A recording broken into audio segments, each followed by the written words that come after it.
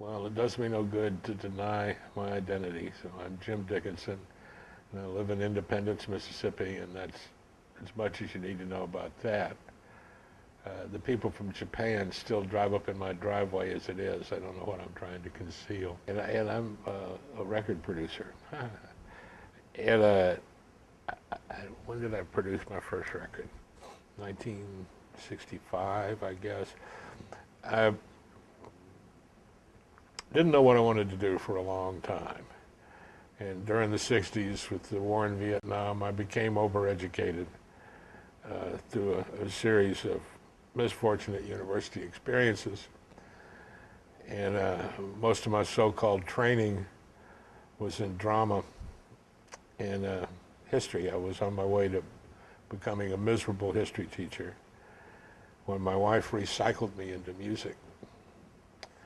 Her half-brother had been a musician, in fact, one of my early role models, keyboard player in East Memphis named Al Stamps. And as she so delicately put it, he quit music and went into normal life, you know. And as she delicately put it, I watched my brother turn into a and it's not going to happen to you. So she trained horses when we first got married and supported me as I launched into this career. But I still didn't know, you know, I was just a musician. I was playing around. I didn't know what I wanted to do for sure. I had worked for producers, Sam Phillips, which is quite an experience, Chips Moman, which is another experience. But I wasn't, I mean, they were both engineering, you know, they were running the console, and it wasn't clear to me what this producer thing was. Until I did my first professional session in Nashville, which was a Bill Justice album called Dixieland Folk Style, and I was the folk. It was like the head-on Nashville cats, Bill Purcell, Bob Moore, Buddy Harmon, Jerry Kennedy, Boots Randolph, the Jordanaires, 3 of the Anita Kerr singers, and me. And it was straight union sessions in Old Columbia, the Quonset hut. It sounded fabulous. And we did one night, and then the next day, in the middle of the second session, the second day, the doors, side doors, like the fire doors to the Quonset hut, just burst open. And in came this big fat redneck, all wearing black, kind of like me, actually. And long greasy ducktails, big sunglasses, you know. And he's talking real loud, and I thought, boy, they're going to throw this guy out. This is really going to be funny, you know. But no, the session grinds to a halt. And everybody starts paying attention to this guy. And he walks over to one of the singers, one of the Anita Kerr singers, and he's apologizing. He says, baby, I'm sorry. I don't know what came over me. I couldn't make up my mind, so I bought both of them. And I thought, what the hell is this about, you know? So everybody gathers around this guy, and they follow him out into the parking lot, where he reveals 2 XKEs, midnight blue XKEs, a roadster and a convertible. And he had bought them both, like cufflinks, because he couldn't make up his mind. And he's passing out. By the time I get out there, there's my buddy on the session that got me the job, a trumpet player named George Tidwell, who was actually in my half-brother-in-law's band back in the day in White Station High School. And so I go over to George and I say, who is this guy, man? And by this time the guy is handing out these Sherman cigarettes, like cigarettes, brown with gold lettering all down the side. And he's handing out these Shermans. This is 1963, you know, I'd never seen a Sherman. And I said to George, I said, who in the hell is this guy? And he says, oh, that's Shelby Singleton. He's the producer. And I thought, hey man, this guy hadn't even been here. Here's a job for me. I could do this, you know. And my career was born. But I didn't know what production was.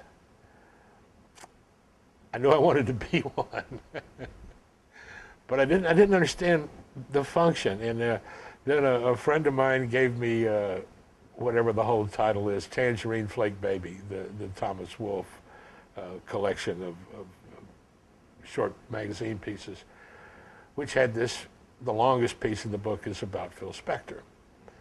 And I was fascinated instantly. I thought, okay, here it is. This is what a producer does, you know. So, but I still hadn't separated it from engineering. And I was engineering for John Fry at this point, at the old Arden Studios. And Fry had told me, he says, well, Jim, I don't believe you're emotionally suited to being an engineer. And he was, of course, right. He's a very smart man. But I took it as a challenge, and it's like I'm real dyslexic, and there's a lot of things I can't do.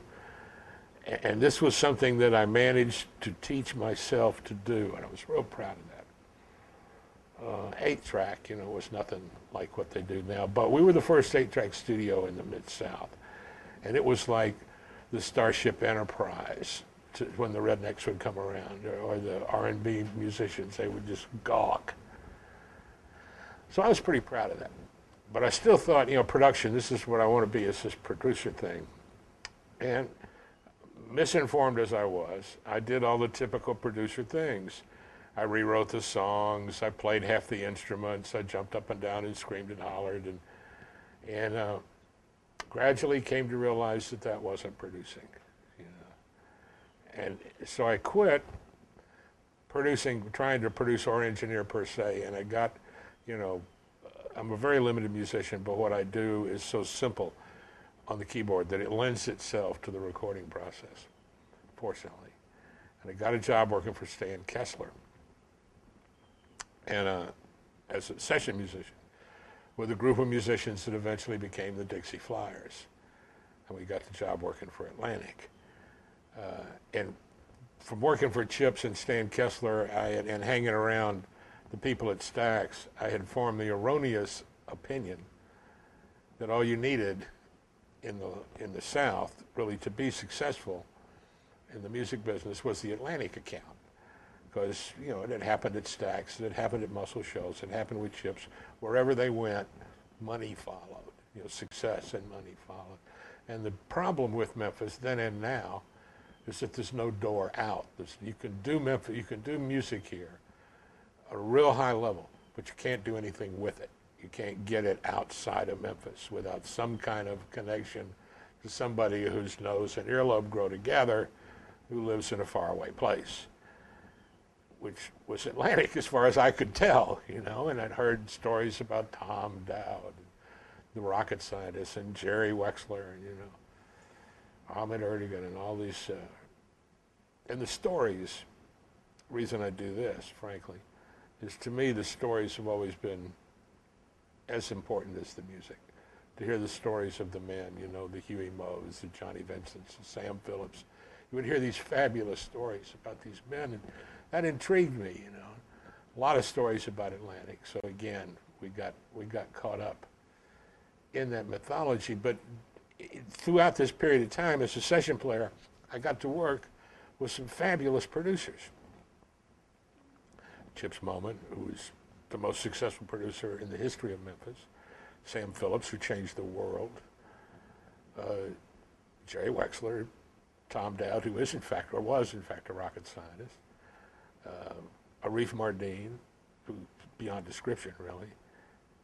Any number of other typically Southern producers like Quentin Claunch, and most of these guys, especially the Southern guys, I figured at this point, I was pretty arrogant, I figured these guys were really stupid, and that they were basically doing nothing, and that we were doing the work, you know, which is not quite right.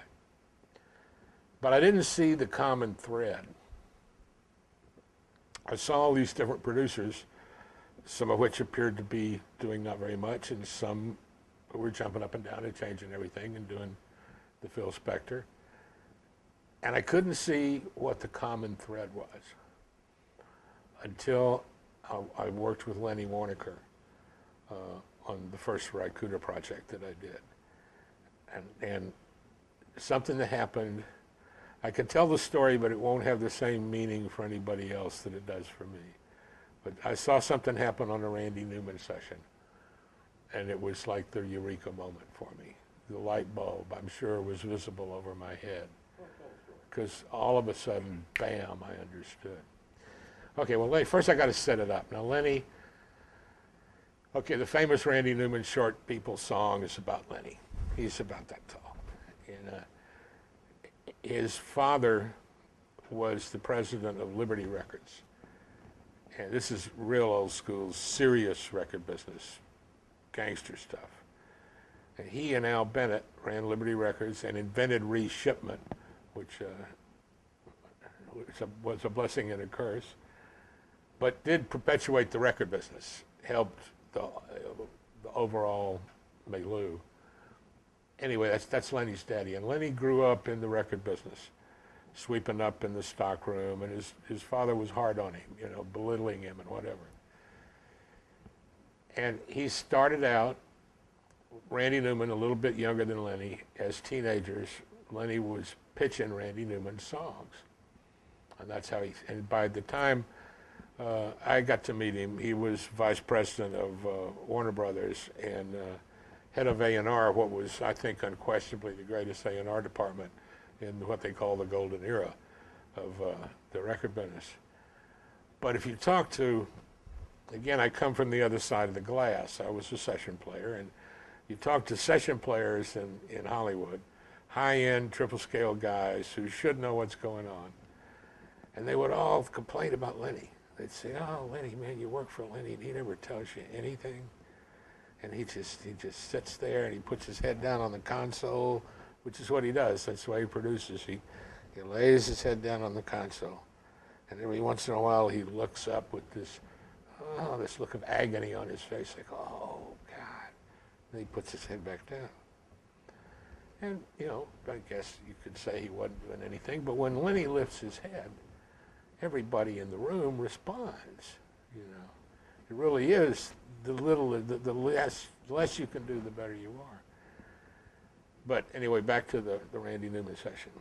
So I had produced this. I'd probably done Purple Valley by this time. The second Rycooter album, the first one that I co-produced with Lenny. And we were in Amiga Studios, and it was high-end. You know, this is the Randy Newman session. Cooter's playing guitar, Welton Felder's playing bass, Jim Keltner's playing drums. Somebody else is there. I want to say it was Clarence White, but I'm not sure. There was some other high-dollar musician is there. And I'm just hanging.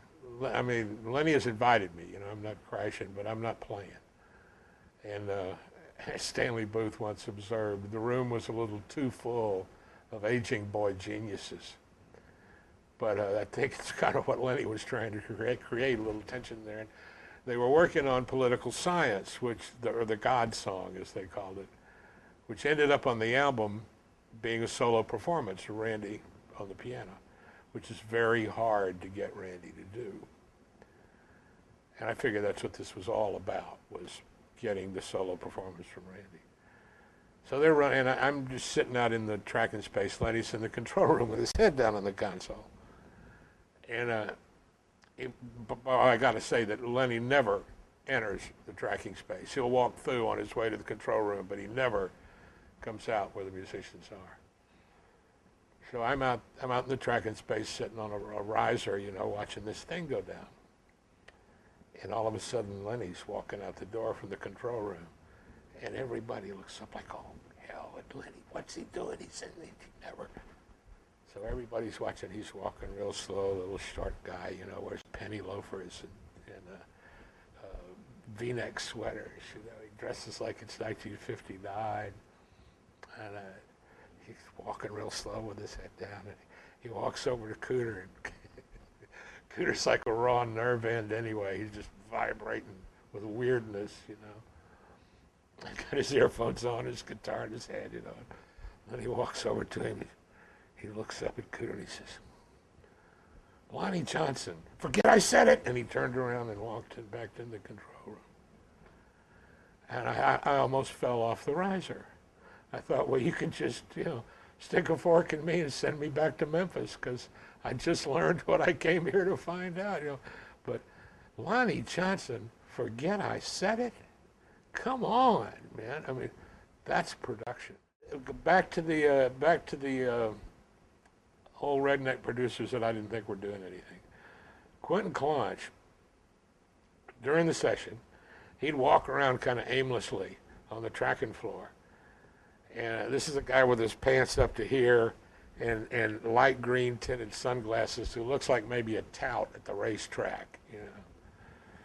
And he would walk up to the bass player, say, and start to rattle the change in the keys in his pocket, rhythmically, just banging on his leg like that. And you could see the bass player, you know, McClure typically, kind of cringing, you know. And I thought, what is he doing, you know? He was producing. That's what it is. I mean, Lonnie Johnson, forget I said it.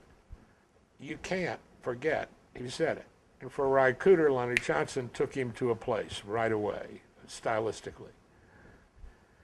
And then forget I said it, you know. I don't know. It just did it for me. I can't explain. But all at once I saw what Wexler and Johnny Vincent and Stan Kessler and Chips Moment all had in common, and that was it. You know, the ability to place an idea in your mind that wasn't there, that you might in fact be resisting. You know, and like what Quentin was trying to do, banging on the keys in his pocket, he didn't want to tell the bass player what to play. He just wanted him to stop playing what he was playing. Now Wexler will get right in your face with his bad breath and sing the bass part like he's on a coaster session, you know, has the same effect. The bass player changes what he's doing. That's all you want. Well, Wexler said the thing about the coffee, and it took me a while to figure this out.